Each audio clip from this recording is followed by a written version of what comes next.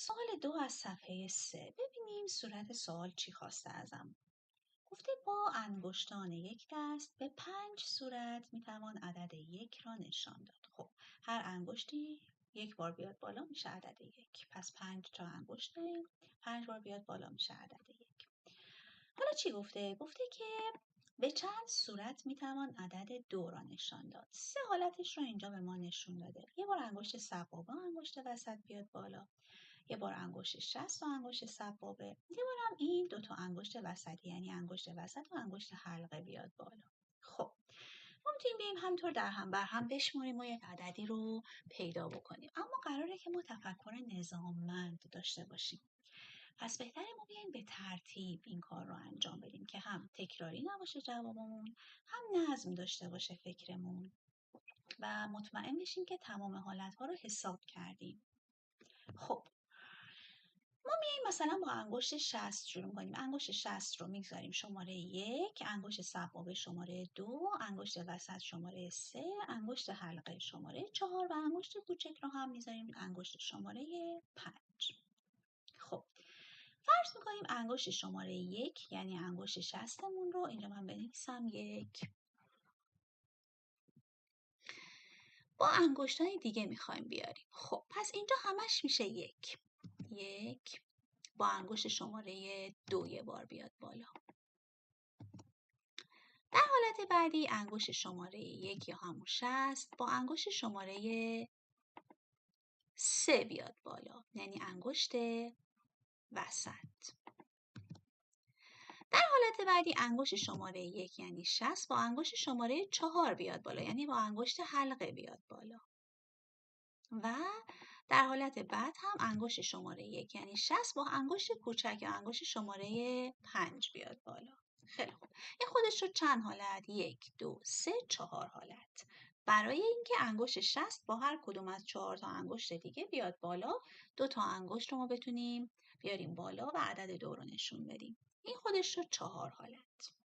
خب حالت بعدی میایم سراغ انگشت سبابه، یعنی انگشت سبابه که انگشت شماره 2 ما هست همیشه بالا باشه به همراه انگشتای دیگه یکی یکی عدد 2 رو بسازه. خب ما انگشت 1 و 2 رو داریم، پس دیگه 2 و 1 رو اینجا نمی نویسیم که تکراری نشه. باید سعی کنیم از تکرار جلوگیری بکنیم، حالتهای تکراری رو حذف بکنیم. پس ما اینجا 2 رو که نوشتیم دیگه دوباره 2 و 1 رو نمی نویسیم چون اینجا داریم 2 و 1 رو با هم دیگه 60 و سبابه رو داریم. میریم از 3 شروع میکنیم. انگشت سبابه با انگشت وسط بیاد بالا که اینجا هم شکلش رو داریم. این میشه حالت اولمون. انگشت وسط شمارش 3 بود. خب حالت بعدی وقتیه که انگشت سبابه ما که شمارش 2 با انگشت حلقه که شماره 4 بیاد بالا، پس میشه 2 و 4.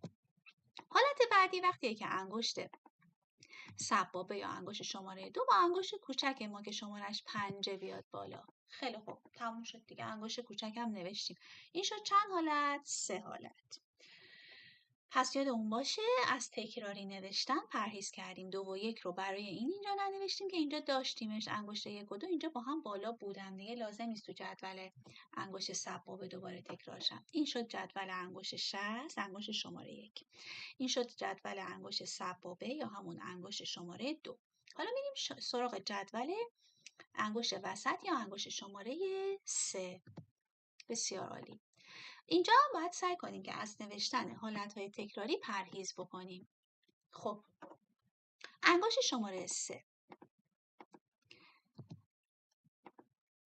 یک بار با تالا ما شمارشش رو با 1 و 2 یعنی با انگشت 60 و با انگشت سبابه داشتیم. پس دیگه میریم سراغ شماره های بعدی. 3 که خودش با 3 نمیتونه بالا بیاد عدد 2 رو بسازه، پس میشه 3 و انگشت بعدیش که انگشت حلقه هست یعنی شماره 4 و یک بارم خودش انگشت وسط با انگشت کوچک که شمارش چند هست؟ 5 هست. بسیار هم عالی. خیلی خوب. پس اینجا هم شد الان چند حالت؟ 2 حالت دیگه. و میره پردازیم به انگشت حلقه. انگشت 4 یه بار با تمام اینها نوشته شده. 4 با 3 اومده، 4 با 2 اومده، 4 با 1 اومده، 4 با خودش که نمیتونه عدد 2 رو بسازه، پس دیگه فقط 4 با انگشت کوچک شماره 5 هست میتونه عدد 2 رو بسازه. پس اینجا دیگه فقط یه عضو داریم بعد از انگشت 5 هم که دیگه انگشتی نداریم. پس 4 و 5 هم اینجا فقط یک دونه حالت میسازن. خیلی خوب. شاید الان بپرسیم خیلی خوب پس چرا انگشت کوچک رو براش جدول نکشیدی؟ به این خاطر که دیگه همش تکراری میشه. انگشت کوچیک اینجا داریم، یه بار با 4 اومده، یه بار با 3 اومده، یه بار با 2 اومده، یه بار هم با 1 اومده و عدد 2 رو ساخته. پس برای همین نیازی نیست ما دیگه جدولی برای انگشت کوچیک بکشیم چون همش تکراری میشه. الان تنها کاری که ما میتونیم بکنیم و باید انجام بدیم اینه که بیایم ببینیم تعداد حالت‌ها در هر کدوم این جدول‌ها چند تاست و اونها رو با هم جمع بکنیم. تعداد حالت‌ها در این جدول چنده؟ 5. خب من این حاصل جمع رو میام اینجا مینویسم. در جدول اول 5 حالت داریم به علاوه. در جدول دوم چند حالت داریم؟ عذرخواهی میکنم. در جدول اول 4 حالت داریم به علاوه. در جدول دوم 3 حالت داریم پس میشه به علاوه 3. در جدول سوم 2 حالت داریم پس میشه به علاوه 2 و در جدول آخر هم 1 حالت داریم پس میشه به علاوه 1. جمع اینها میشه چقدر؟ 3 و 3 6 6 و 4 10. پس در مجموع ما به 10 صورت میتونیم عدد 2 رو با انگشتان دستمون نشون بدیم.